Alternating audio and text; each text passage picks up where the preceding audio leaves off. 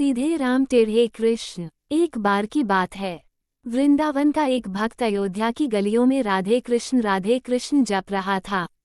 अयोध्या का एक भक्त वहां से गुजरा तो राधे राधे कृष्ण कृष्ण सुनकर उस भक्त को बोला, अरे जपना ही है तो सीताराम जपो, क्या उस टेढ़े का नाम क्यों जपते हो।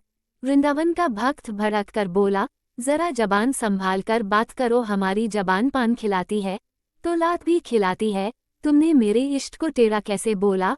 अयोध्या वाला भक्त बोला, इसमें गलत क्या है, तुम्हारे कन्हैया तो हैं कि टेढ़े, कुछ भी लिखकर देख लो, उनका नाम टेढ़ा कृष्ण, उनका धाम टेढ़ा वृंदावन। वृंदावन वाला भक्त बोला, चलो मान लिया, पर उनका काम भी टेढ़ा है और वो खुद भी टेढ़ा है, ये तुम कैसे कह रहे हो। अयोध्या वाला भक्त बोला, अच्छा अब ये भी बताना पड़ेगा, तो सुनो, रास रचाना माखन चुराना ये कौन से सीधे लोगों के काम है, और बता आज तक किसी ने उसे सीधे खड़े देखा है क्या। कभी वृंदावन के भक्त को बड़ी बेइज्जती महसूस हुई और सीधे जा पहुंचा बिहारी जी के मंदिर, अपना डंडा डोरिया पटक कर बोला, इतने साल तक खूब उल्लू बनाया लाला तुमने, ये लो अपनी लकुटी कमरिया, और पटक कर बोला, यह अपनी सोटी भी संभालो, हम तो चले अयोध्या राम जी की शरण में। और सब पटक कर भक्त चल दिया।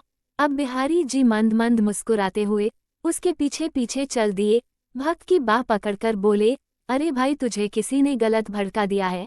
पर भक्त नहीं माना तो बोले, अच्छा जाना है तो तेरी मर्जी, पर ये तो बता राम जी सीधे और मैं कैसे। ये कहते हुए बिहारी जी कुएं की तरफ नहाने चल दिए। वृंदावन वाला भक्त गुस्से में अयोध्या वाले भक्त से हुई जय जय और बेइज्जती की सारी भड़ास निकाल दी।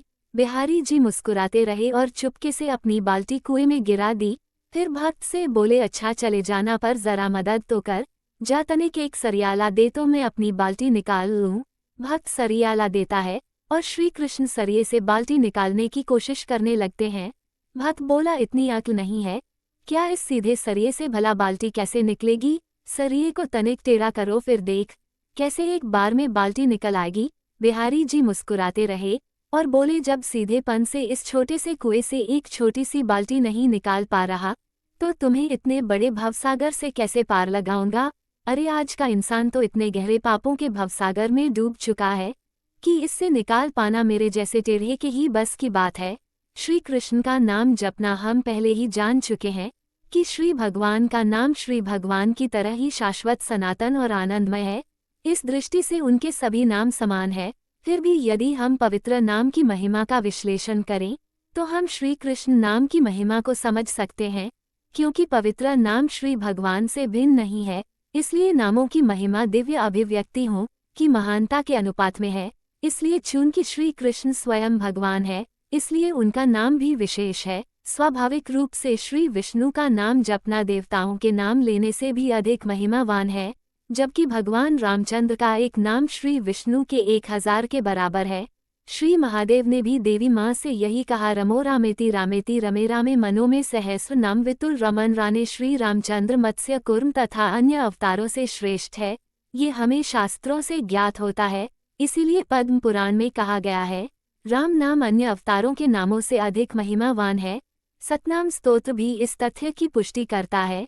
श्री विष्णु का एक नाम सभी वेदों के पाठ से अधिक फल देता है।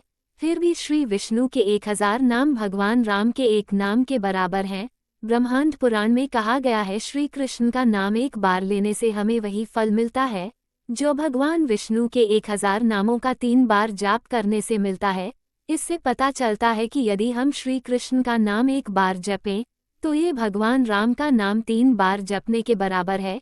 श्री चैतन्य तामृत में कहा गया है, श्री रामचंद्र का नाम मोक्ष प्रदान करने वाला है, इसलिए ये तारक मुक्ति देने वाला है, तथा श्री कृष्ण का नाम प्रेम प्रदान करने वाला है, इसलिए यह परक प्रेम देने वाला है।